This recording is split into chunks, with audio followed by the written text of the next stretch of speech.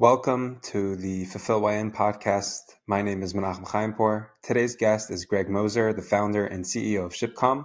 Greg has built warehouses, exited companies, advised founders, and sat on both sides of the M&A table. If you ever thought about selling your 3PL or buying one, this conversation breaks down what actually matters. I hope you enjoy the episode. We're kind of on the tail end of this big wave of expansion, especially in smaller, more boutique, really e-commerce fulfillment companies, right? So starting in about 2015, but I would say really peaking right around 2020, we saw a huge uptick in the number of brands who had been disenfranchised with the existing 3PL market, owners of brands that said, you know what, I can do this better myself. I'm going to go get my own warehouse. They start a warehouse, maybe it's 10,000 square feet, and they're like, well, I could do this work for other brands, my friends' companies or something like that.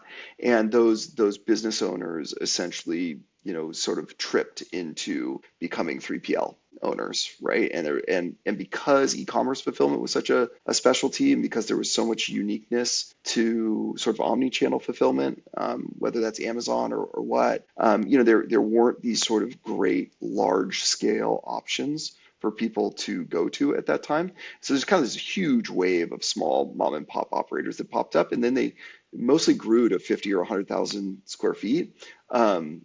And then I think that what most of those founders have come to learn and understand is that the business is a lot harder than they thought it was going to be. It's a lot of long hours, and you really quickly realize you own a job more so than a business, right? Many of these, they might be doing decently well. They might be making $1 million a year in profit or something of that nature, but it's a lot of hard work and a lot of late nights and early mornings and drama at the warehouse. And so I think that the wave of enthusiasm around starting one of these has started to wear off. And then what also ends up happening is you think, okay, well, what am I going to do next, right? I've gotten it to, maybe $5 million in revenue. Maybe I'm making $500 million a year in profit with this business. Where do I go from here? And the kind of logical next step is I need to get another location. I need to be, if I'm on the West Coast, I need to be on the East Coast. If I'm on the East Coast, I need to be on the West Coast. If I'm in the Midwest, I need to be in the South, whatever that is. And really coming to grips with the fact that, man, going from a single location to going to two locations is like 95% of businesses that do it fail. It's like one of the scariest, hardest things to do. It requires immense outside capital typically, because you're not going to go, and then if you've grown a business up to 100,000 square feet or 200,000 square feet, you're not going to go, if you were operating that on the West Coast, you're not going to go to the East Coast and just open up 5,000 square feet, right? You're going to open up something comparable, right? Something large. But now all of a sudden, whereas before you could grow from 5,000 into 10,000 into 20 into 50 into 100, now the next time you go to do it, it's like all of that you could do organically, cash flow driven, sort of no outside investment. And now all of a sudden, that kind of next barrier really most likely requires outside investment to be able to do. And that's I think that's a hard pill for folks to swallow. And so they feel a little bit, trapped by the growth. The growth is where it is, and it's still a lot of work. And the company probably needs to get a lot bigger before the work can become less, before they can hire a team and the work can become less. So long-winded answer, but hopefully that, certainly some of what I've seen. So what I get at is that the majority of 3PLs that you're seeing going to market are essentially original brand owners that are entered the 3PL space because they obviously were using a 3PL provider, they weren't happy with it, they brought it in-house, and then they felt that they were doing a good job at it, and they could bring on other brands and become exactly what they didn't like from their previous 3PL provider. Would you say that there's a large, like the majority sector of 3PLs that are going to market are these smaller mom and pop 3PLs looking to sell? And second part of that, would you say they're all self-funded, or a lot of them have previous funding before that? Yeah, that's an interesting question. I would say probably of the small ones, of the mom and pops, I would say it's probably, 9 9 out of every 10 at least are self-funded, in some form or funding, in some form or another. Maybe a little bit of friends and family money or something like that that's gone into the business, or their own personal, savings, $100,000, $200,000, something of that nature. But there's very few, what I'll call like institutionally backed 3PLs that sort of enter that space. And then I think, what our industry really has is kind of a big barbell. On the one hand, you have tens of thousands of, or at least 10,000 small operators, call it sub 10 million in revenue, probably, right? Certainly sub 20 million in revenue. That's sort of one big part of the market that's lots and lots of smaller operators. And on the other side, you have the like multi-billion dollar, massive, incumbent, giant companies. And in the middle, there's actually not a ton of mid-market 3PLs. Like there are certainly some, and they are those companies that are doing between, call it 20 and 200 million in revenue, right? They exist, they're out there, but the count of them is actually quite small, and typically that's because what happens is somebody comes out of the kind of low end of the barbell, and then in order to expand, they need to bring in capital. And typically that capital is private equity money. And then they ride with that private equity money to get it to a certain size or shape. And then the huge guys just gobble them up. They just get gobbled up. Like that's just sort of what happens, right? So you can go out and partner with private equity and grow it to a size, and then you kind of have this programmatic, I can get gobbled up by one of these bigger guys, because for the bigger guys, in order for them to grow, they sort of always need to be out, acquiring the $100 million 3PLs. There just aren't that many $100 million 3PLs for them to be acquiring, and so when one is available, they tend to get acquired relatively, in a relatively straightforward way. The last few years have been a little different, with the capital markets being a little bit off since 2022. But I would say, like, historically, and I think what we'll see more of in the future is continuing to do more of that. I think this is something that comes up a lot in conversation. Kind of what's the metric to determine where in what your revenue says about the type of shop you're operating. So what's considered mom and pop, what's considered small, what's considered mid-size, and then what's considered large. Obviously not like the conglomerate publicly traded companies, but like, in your opinion, in terms of revenue, just based off revenue, what are those categories? Yeah, okay, sure, happy to do it. So I would say, I'm going to use two revenue numbers here because I think it's really important, because I think some people that might be listening to this may fall into one camp or the other around this. One of the revenue numbers we talk about is gross revenue. At least that's what we talk about. And that includes all of the parcel spend, like FedEx and UPS and any of the small parcel spend and any of the LTL sort of spend. Because if you are running those spends through your business, that chunk of the revenue can often be like double the actual. So if you're doing, all in gross with all that parcel spend and stuff like that, you might be a $15 million sort of a company. I'd say that that's probably the top end of the small side of the market. The small side of the barbell is all in gross, somewhere between 10 to 15 million is probably like the top end of that side. But then on a net perspective, if you don't sell those things, if you're just offering, storage and services and that sort of stuff, and maybe, the parcel runs directly to your customers, or you have the type of business model that is only doing B2B, it's not doing direct to consumer, you don't have this big parcel spend, net might be more like $5 to $10 million at like net revenue after that parcel spend and FTL sort of spend, or LTL sort of freight spend. To call it sub 10 million of net revenue is probably the small side of the market. And then I tend to think the kind of big is just,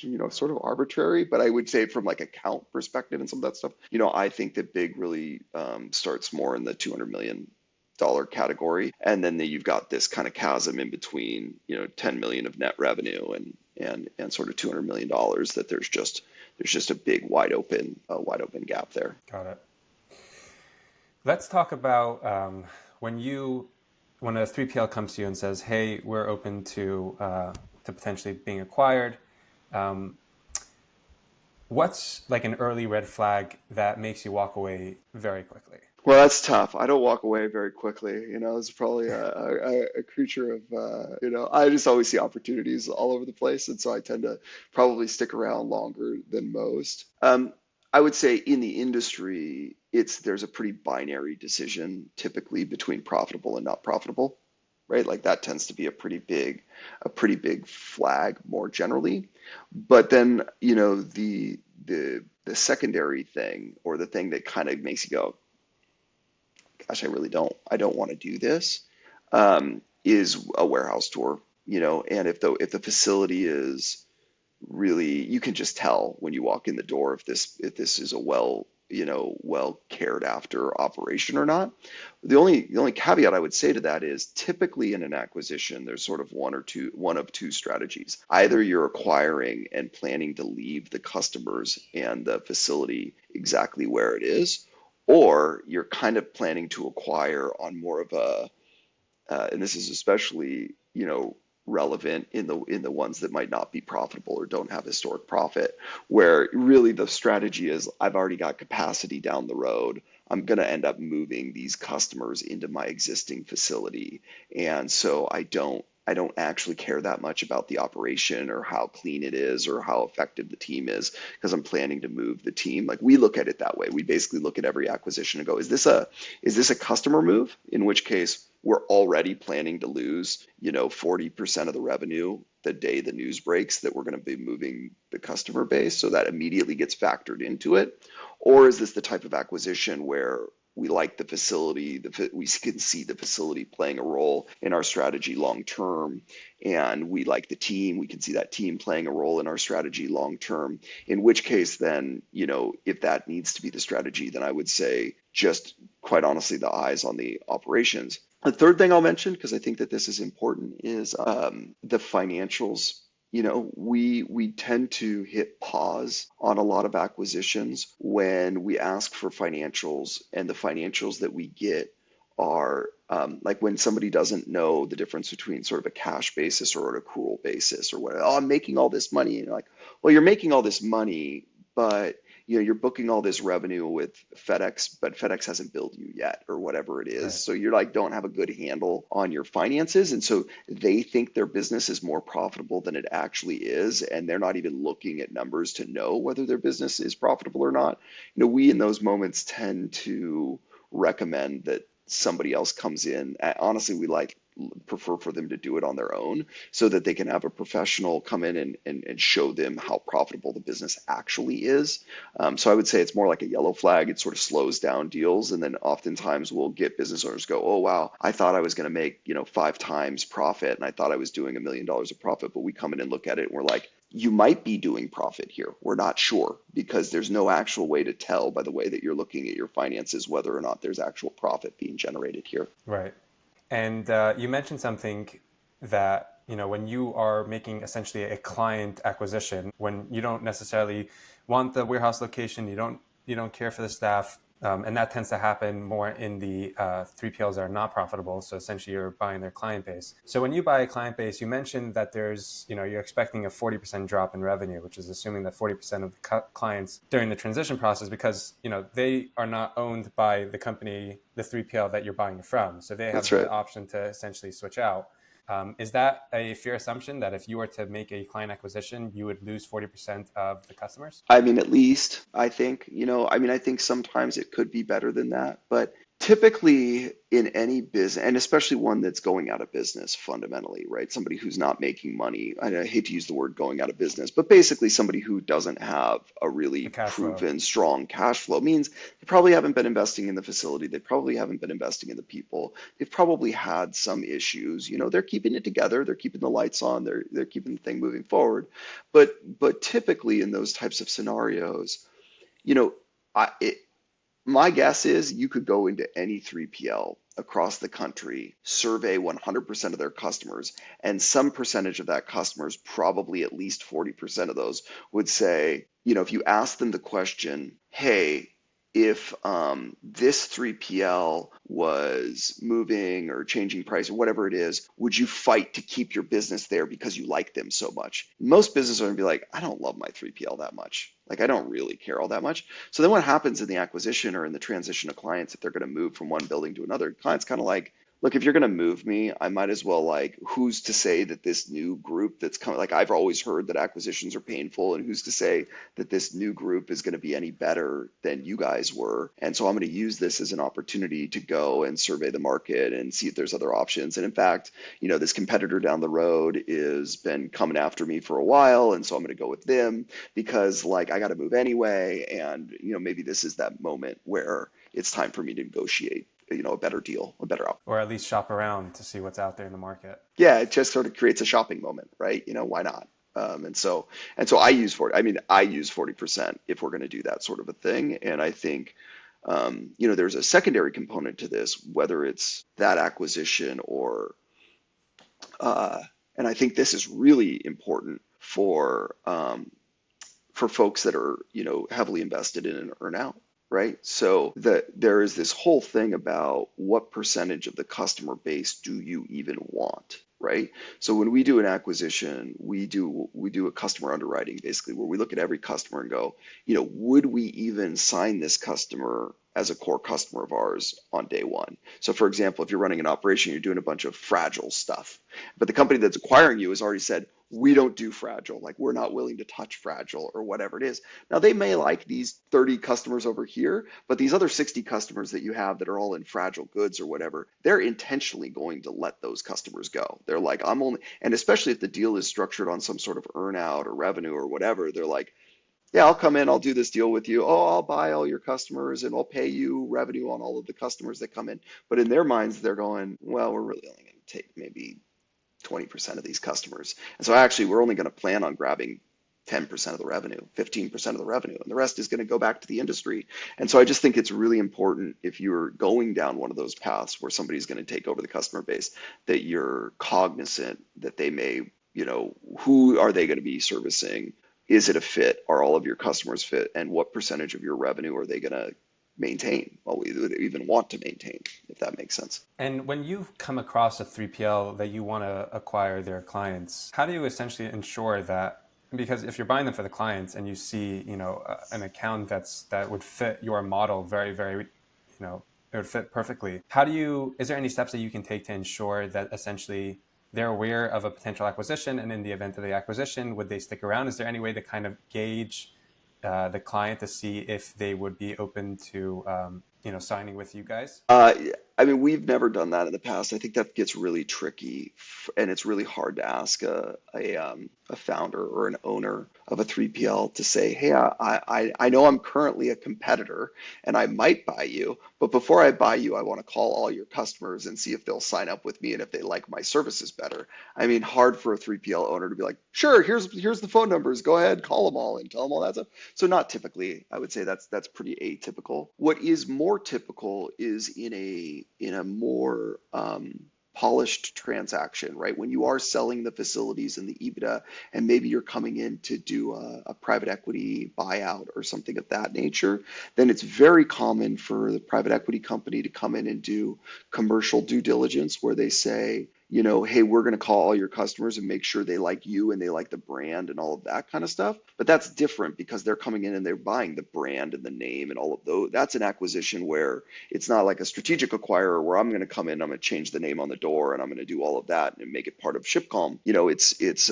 a private equity company that's going to say, hey, would you stay with ShipCalm? You know what I mean? Or whatever it is. And that's a little bit of a different one. And I think something that business owners can be more comfortable with and is more common, sort of commercial due diligence to call customers and make sure that customers are happy with the service and all of that kind of stuff. On the WMS side of things, there's plenty of really good third-party WMSs out there. And there's still a lot of 3PLs that, ventured into the custom software space.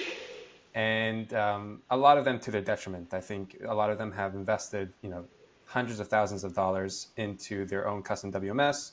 3 years later, it's obviously nowhere near where the competitors are at, and they end up going and paying the monthly fee for a competitor's software. But in the event of an acquisition, does tech stack custom software make a difference in an acquisition? Yeah, for sure. I mean, it does. Well, go ahead. You're going to ask me. I was going to say more because let's say ShipCalm is acquiring a 3PL and ShipCalm uses, Extensive or DePasco or something extensive like at the that. Yeah, sure, Pasco, sure. or shout out Aaron Rubin for Ship Hero, Ship Hero. Yeah, yeah, sure. So if they are using that software for all their other warehouses, likely if they were to acquire another 3PL, they would essentially just onboard them onto their WMS. So why would I care to acquire your software if I'm not going to use it anyways? Yeah. So this is, I would say that this is probably one of the most sensitive areas where M&A in 3PL goes horribly, horribly wrong. And one of the biggest challenges, especially in the barbell analogy. So when you're at the low end of the barbell, I guess I did it over here before. When you're at the low end of the barbell and you're coming across, and you get like, let's say, a private equity sponsor, and now the plan is to get to the other side of the barbell. We're going to go and acquire a bunch of existing 3PLs.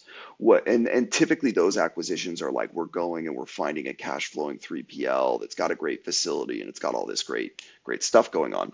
I would say one of the biggest things that plague that strategy is ending up with a whole bunch of disjointed WMSs, because some of the pitch ends up being, hey customer, we only operate in the Midwest, but we just acquired this company that has operations in the South and the Southwest, and so now you can be in any one of our new fancy facilities that we just acquired.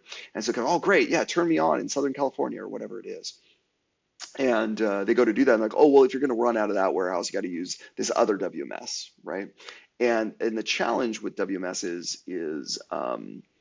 that um, the challenge with WMS really is that, like, it's not like other software. In a lot of other software, like if you were using this if you were using QuickBooks and the company acquiring you is using, I don't know, SAP or NetSuite or Sage or something, it's not a big deal. Like they can quickly get the financial transactions into the new accounting system. It's kind of straightforward to do. To swap WMSs is this like big undertaking of retraining and sometimes physically reconfiguring the facility. And there's all these things that, like, you had designed processes and systems for specific customers that only work on that WMS. And like to move those into a different WMS, there's like these bespoke processes that need to happen in that way. So I would say that, for us, for example, in one of the more recent transactions that we did, it was a really easy lean in for us to go and acquire this company because they were using the same WMS that we were. And even though they were using the same WMS that we were, even though the team was already trained on it, there was even pain in that because the way they used the WMS and the way we used the WMS were just slightly different, right? Now we kind of spoke the same language, but there were still some nuances and some difference of the way that we used the tools. And so it can make an acquisition much easier. And so then to that end, knowing that, if you're using a WMS that a lot of other people are using, be it extensive, Ship Hero, right, Logiwa gaining speed, gaining just some more momentum and traction in the space, you may find yourself in feeling a bit more advantageous, because if somebody is out there with a roll-up strategy and they've rolled up two other extensive shops before you and you happen to also run on extensive, that can make it just fundamentally more attractive, certainly more so than bespoke sort of custom software, right? So I would say the more down the fairway you are as far as your WMS choice and the popularity of it, it makes the acquisition easier for sure. So if someone were to start a 3PL with the intention of selling it years down the line, would you say to try to get into the WMS space or to simply use a third party? I would always say use a third party. There's just no way ever that you are ever going to be able to build a piece of software better than a venture-backed WMS provider. Like there's so much more capital that gets poured in to an independent software vendor, a third-party software vendor. You will always be behind your competition. It's completely fruitless to do, right? Like I could not feel more. And I'm a software engineer is my background, right? So I'm pretty passionate about this stuff. There's just no way. There's no way you're going to compete. And even like, yeah, even small, I struggle with even the small, like new up and coming WMSs. It's a big space with a lot of incumbents that have got lots of dollars that are, yeah, far out ahead of you. So yeah, I think that's really part. The other thing though that is really important I would say, is if you're on a WMS or you're thinking about really making sure that whatever that WMS is 3PL designed. Because there's basically two camps, right? There is the you run your own facility for your own brand camp of software. And I have seen some operators start there and then think that they can scale that into a 3PL. And you really need 3PL specific WMS software. It's Right. important. So I think, like you mentioned in the beginning, there's a lot of a lot of the smaller 3PLs that are looking to go to market, and unfortunately, a lot of them are not profitable. And I think for the average person that does a quick Google search and says, what's my business worth, and they they plug that into ChatGPT and they say, hey, our EBITDA is negative. ChatGPT would be like, bro, good luck selling this. No one's going to want to buy it. But we know that's not necessarily true. And you mentioned one strategy is definitely for a 3PL to come in and purchase the client base and essentially give them a percentage of revenue generated from those clients. Is there any other method that you would calculate for an acquisition in the event that the 3PL is not profitable? Yeah, no, I think that in the event that 3PL is not profitable, in fact, it's typically a percentage of um, revenue, right? If they have some, it's going to be typically more earnout weighted. I would say a percentage of revenue on the low end is going to be as low as only 2 or 3%. On the high end, it might get up to 12, but really hard to get beyond 12% for anybody to justify paying more than 12% because at the end of the day, like most 3PLs don't even make a 10% net income, right? Mm-hmm. So how do you pay somebody 12% on their revenue when you don't even make that as a net income off that customer? So typically see it in single digits as far as a percentage of revenue, and these are typically asset sales where ideally you've got a facility that somebody wants and it's racked up well and it's got a bunch of equipment. And then effectively what you're doing is you're trying to, get some cash back for the equipment that you invested in over the years, whether that's racking or forklifts or whatever it might be. There's usually some, grease at the very beginning to put a few $100,000 in the pocket of the business owner so that they feel like they can walk away and survive and live and be okay. But then the goal is typically on some sort of an earnout, whether that's over the next 6 months to 36 months, depending upon the structure of the deal. I think that's pretty typical, and it's typically a percentage of revenue, and it's typically very heavily weighted towards the higher margin side of the revenue. The revenue composition matters a lot. So yeah, if you're, for example, if most of your revenue is USPS and you're not marking it up at all, it's really hard for somebody to come in and say, I can pay you a referral fee on that because or whatever, an earn out or a commission on that. And I'd say the other thing that's really, at least what we've experienced, is sometimes at the low end, we've done 4 non-profitable transactions.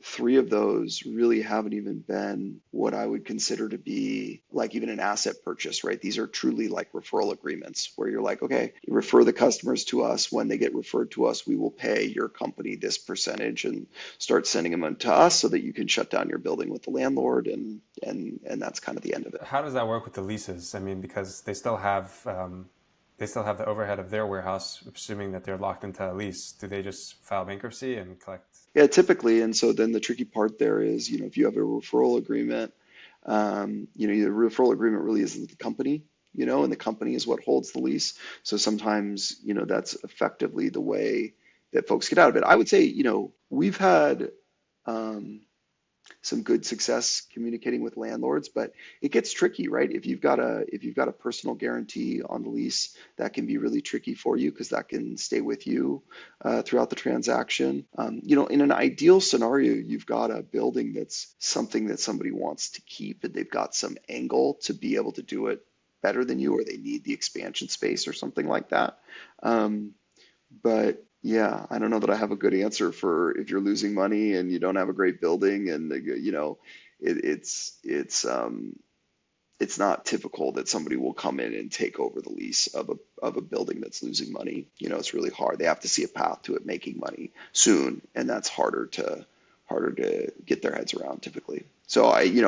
I think being really transparent with landlords up front and setting landlord expectations and saying, hey, listen, it's May 9th right now, and I'm going down. Like my business isn't making money, and I don't want to leave you holding the bag. You need to be leasing this thing right now. Can I surrender my keys to you? And can we call this good as of, September 30th? Like if I could give you 100 grand to buy myself out of the end of this lease, can I like offer you some dollar or something, a really small dollar to get out of this lease? And talk to the landlord about that before you have an offer from somebody like me. Because then when you come and meet me, you're like, hey, I've talked to the landlord and the landlord will let me off the hook for 100 grand. Can you give me 100 grand so I can get off the hook with the landlord? Yeah, I can give you 100 grand to let you off the hook with your landlord. That's great. I'll pay the landlord $100,000 or whatever it is, and I'll take that out of the first 3 months of your referral fees that you were going to earn, or whatever that is, right? But then you can kind of break up with your landlord in a clean way so that it makes it easier for everybody to get a deal done. Right.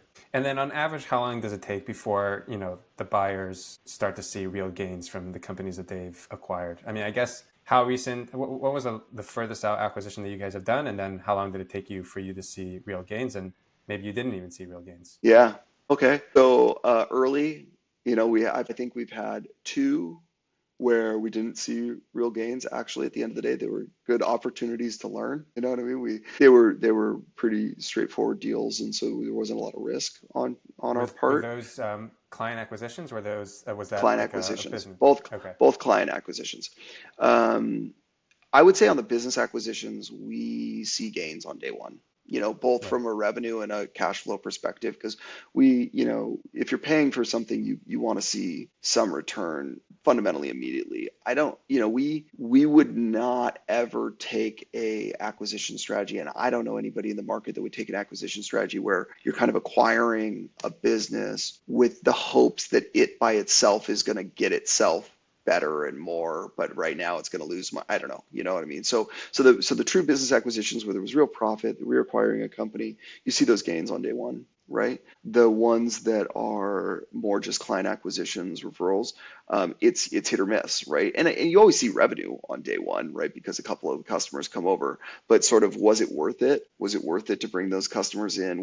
Did it actually end up making a meaningful impact on our business? Sometimes yes, sometimes no. And so I think that if you are break even or a little bit under, my only recommendation would be call as many 3PLs as you can to tell them who your client list is and how big it is. And honestly, have them pitching you on why your clients should move to their facility and not somewhere else. And probably the closest geographic option to you is going to be the best option to you. So whoever's in your backyard, that's going to be the best kind of handoff point if it's really, we need to abandon this lease and move the customers into a new building, kind of the ripcord sort of scenario. The closer the option, the better. Right.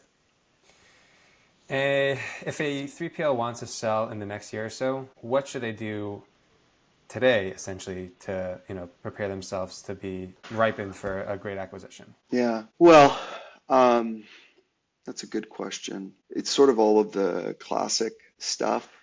Um, if the plan, you really have to think about what the next group is buying. So, for example, if you are the owner operator and you are holding the daily morning meetings with your warehouse team, and the plan is you're selling your business so that you can go travel around the world or something like that, it's kind of like, well, is this facility going to be able to operate without you in it? Right. So, one of the first things to do is focus on putting other people into the business, right? Keeping in mind that, your own salary anybody will look, if your plan is to leave the business, whatever your salary is, whoever the acquirer is will look at that as profit because it's not going to be there after the acquisition. And so therefore, if you're paying yourself $200,000 a year or something like that, you can just, pay somebody else $200,000 a year, and that's better, I guess, for the person acquiring it to know that the business is being run by somebody professional who knows how to run it the day you leave. I would say really important to get your finances in order. Make sure that your accounts are, especially if this isn't a client acquisition where you really are doing an asset purchase or even maybe a stock sale. I would say getting your finances in order is really, really important. That know that you know what they are. They're going to come up in a very detailed way, and I would work with somebody specifically that understands finance around an acquisition. If you have a real business, I always recommend even though it's against my best interest as the purchaser, doing your own quality of earnings beforehand, because any real not any real transaction, but many bigger transactions. For example, if you're doing $2 million of profit or more or something like that, and this is a private equity sale or something of that nature, they're going to come in and they're going to do quality of earnings, which is a particular type of exercise on looking at your finances and saying, do we agree with what you're saying your profit number is here? And hiring your own firm to do that exercise first, to point out like, hey, I know you think it's 2 million, but we ran through this whole process and we think it's only 1.5 million. You want to know that going in, why they think that way, because whoever the next person is. And then you also want to work with them to be like, well, where are there areas where we could say this is actually profit? Like, oh, well, that truck that you've got on your thing is actually your truck, right? And so like that's an add back. And there's all these ways that professionals know how to value the business. So whatever comes out of QuickBooks may not be the profit of your business that other people look at in an acquisition. So I would just encourage you to hire somebody that's done M&A finance to come in and do some sort of a light quality of earnings on the business, so you have a better sense of how the rest of the world will look at your finances.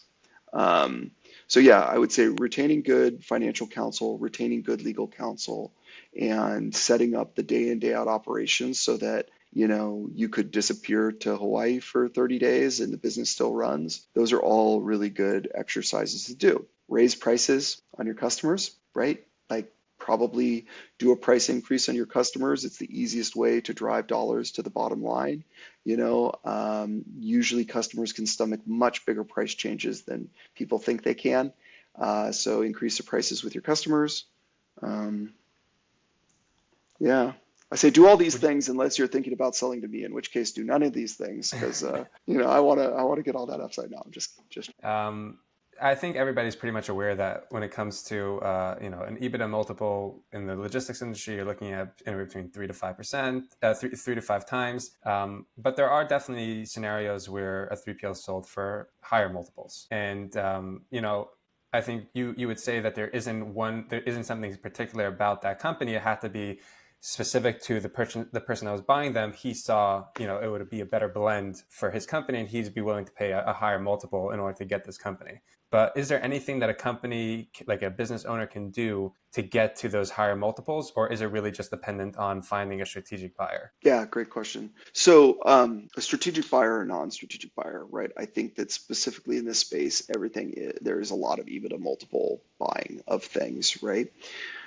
3 to 5 is valid. What I would say drives it from 5 to 6 to 7 to 8 times or higher. One of the key metrics that happens almost in any industry is how much EBITDA. So, $2 million of EBITDA is different than $5 million of EBITDA or $500,000 of EBITDA. Or like if the wind blows wrong tomorrow, could immediately become zero. No, that's more like a 3 times, right? Because naturally it's more susceptible to any sort of whatever way the wind is blowing today. As you get into $5 million of EBITDA, that's a really important, like $2 million of EBITDA, I would say is an important threshold, 2 or 3. 5 million is an important threshold. 10 million is an important threshold. And then, 20 million and beyond is kind of in its own category, stratosphere, or any of that kind of stuff. In this space, there are also specific to 3PL, I like to think of them as these kind of like, 2 axes. In fact, I saw a chart of this a while ago that I really do align with.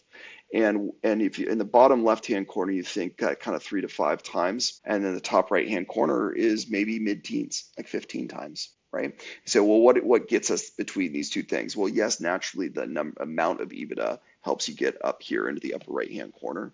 But the 2 axes that drive it are really facility count and tech enablement. Facility count and tech enablement. So you got 20 facilities, but they're all smaller. You got 30 facilities, but they're all small facilities across the country, and everybody's working on paper and pencil. You don't get some crazy upside for that because you're running this whatever it is.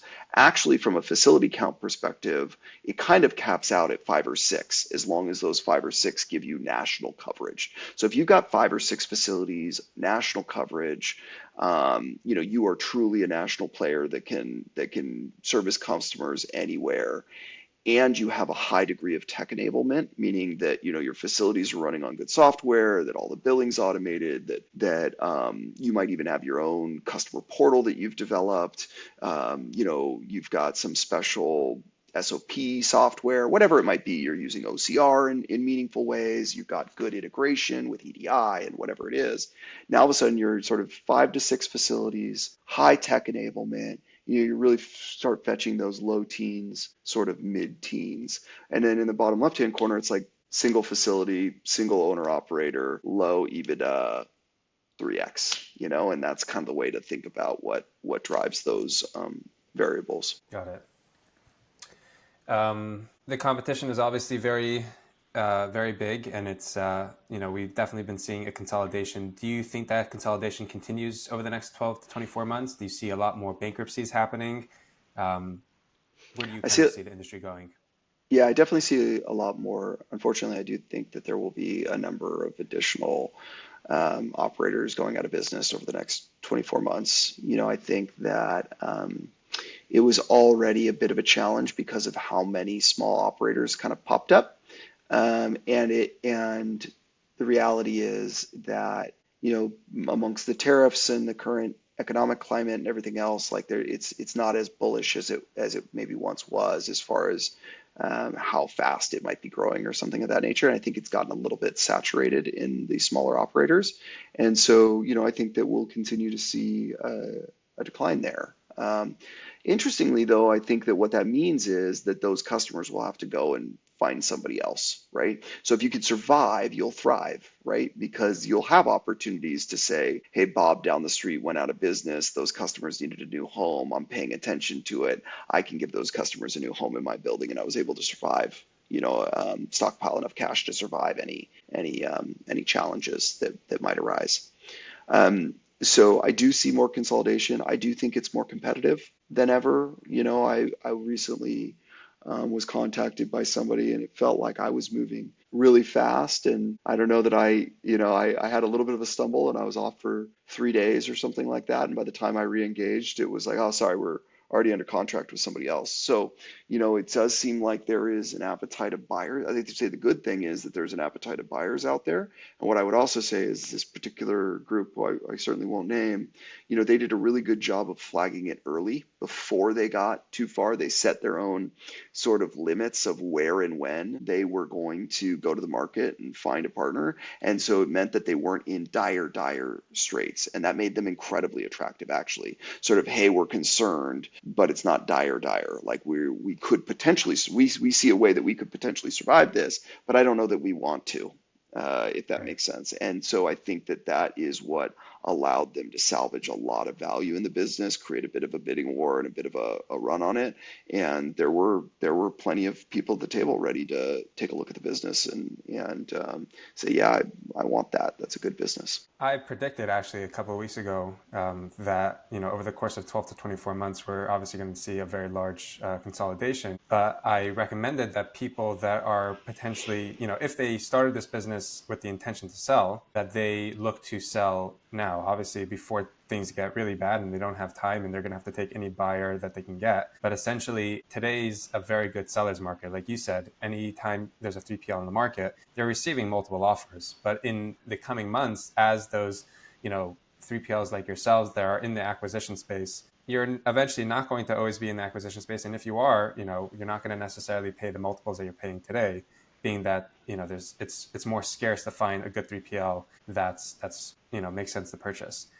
Would you agree with that? Yeah, absolutely. I mean, I think it's a great time.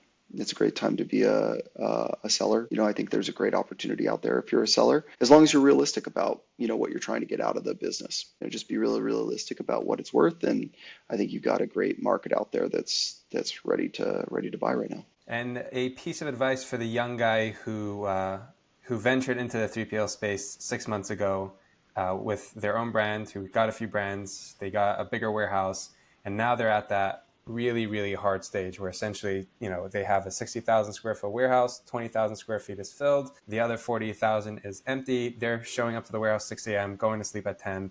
What do you say to them? Do you say, get out while you still can, or do you say, pull through? Look, I'm an entrepreneur, true and through. right? And so I say push through, right? Like I always say, you know what? Like, yeah, I'd say go for it, send it, keep pushing, focus on sales, focus on growth, get bigger, do the hard things and keep doing the hard things. None of us got into any of this because we wanted easy paths forward. It always takes longer than you wanted to. It's always harder than you wanted to. And what I would say is that I often say that, in order to be here with ShipCalm, there's probably been 5 miracles that have happened along the way, right? I have had so many nights. I just remember moving buildings and working for 19 days straight to run a forklift and it's like crazy stuff. Run a forklift and move it to make sure that we got the clients and the stuff is shipping and whatever it is. And there were moments where you're like, this is crazy. This is stupid. Why am I doing this? I can't, like, there's no way that this is going to succeed. And you definitely second guess yourself. But when we pushed through those moments and we kept growing and they made us more resilient to the future, more capable, regardless of this business or the next business. So I always say, push through to the extent that you can.